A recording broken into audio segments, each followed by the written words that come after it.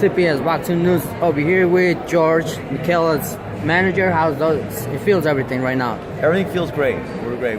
She's on weight, and we're excited for Saturday night. I see. What are we expecting when it comes from her, tomorrow night? I think you're going to see somebody with an additional set of tools in her toolbox. I think we've been working on her inside game a lot.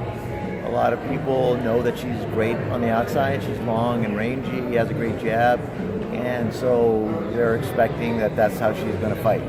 I see. But, we want to give her more tools for her to work with, and I think she's been working her inside game, and it's making us feel confident that she's ready for Saturday. I see. I mean, that's great. If I'm not mistaken, this is the second time that you guys come in over here in the Yes. arena, Madison Square Garden, right? The second time here. The first time we fought in the Hulu Theater. This time we're fighting in obviously the big theater, and we're excited to be part of a great card. I see. For you, how does it feel like to manage, this, female boxer, Mikaela Mayer? It's great. I think that we've seen a lot of changes in the way that the boxing industry is approaching women's boxing. I think Mikaela has a lot to do with that. The entry of Olympians into the sport as professionals, I think, is helping to change a lot of minds about what women can accomplish in the ring and the kind of draw that they will have. Oh wow! When we come, in that type of sport, it's female boxers. What do you think when female boxers they do transition from being a professional boxer to MMA? What do you think is the reason it's a different skill set? I think that it's not an easy transition. I know that some female boxers are making that transition, mostly out of economic reasons. I think. But there are two different types of fighters, and requires a set of skills. So I don't think it's an easy one. Mikaela had an offer to go do MMA. MMA, wow. Yeah, before we sat down with Top Rank, but she decided to follow her true passion, which was to continue fighting as a boxer. Wow, that's amazing. I mean, that basically she's following her, what her heart says, and it's a great achievement that I'm assuming you are part of the team, like working on her.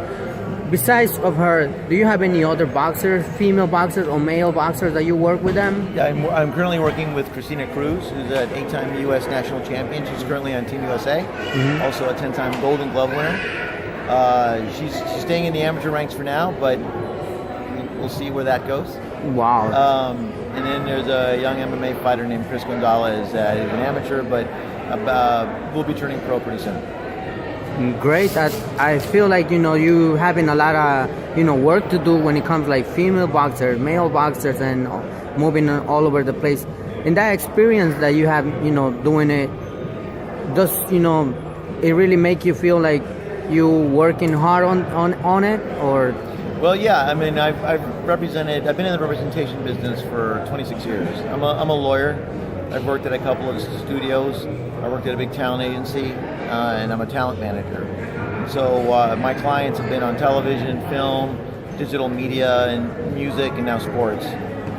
So a lot of the devil is in the contractual details, and a lot of what I do is to basically make the contracts as favorable as possible for my clients, which allows them greater opportunities, as is the case with Mikaela.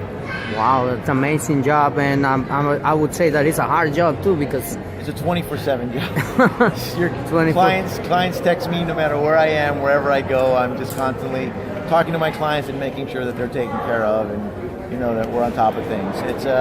It's a job that you have to love because you're always doing it all the time. But I happen to love it. And you love it, and I would say that's your passion.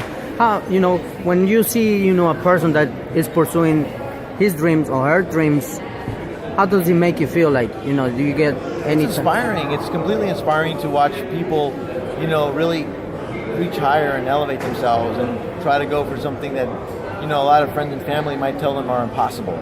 But impossible is a temporary state of being. It's impossible until you do it, right? Yeah, exactly. And you need help sometimes. It isn't talent alone. You need marketability, and you need connections. And if you have talent, connections, and marketability, go for it. Go for it, fight for it. I would say, follow your dreams. Oh, wow, that's a great thing, to hear it. And I mean, I would say that I wish, the best for the whole team, and definitely we're gonna see, Mikaela bring action tomorrow night. And you got any message, for fans that we love boxing, and or even anybody, like you said, as long as you have a talent, and something.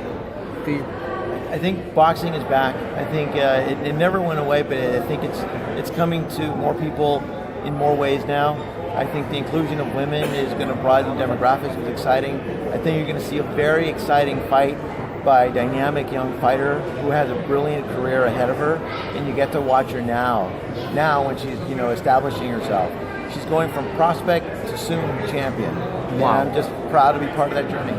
I would say that we have to be, witnesses and see, all of this, because, you're working hard, your team is working hard, and we're seeing the results in Mikaela'S. Team. Coach Al Mitchell and Coach Kate Karoma, and then also with the assistance of Manny Robles. How can you go wrong with that team? I know, right? She's got a great support team behind her, and we've been very blessed to work with the best. I mean, I wish, the best for all of you guys, and, guys, stay tuned, come by and see, Mikaela'S. She's bringing action over here at the Madison Square Garden. Thank you again, brother. Thank Appreciate you. for that. Appreciate it. Thank Thanks. you.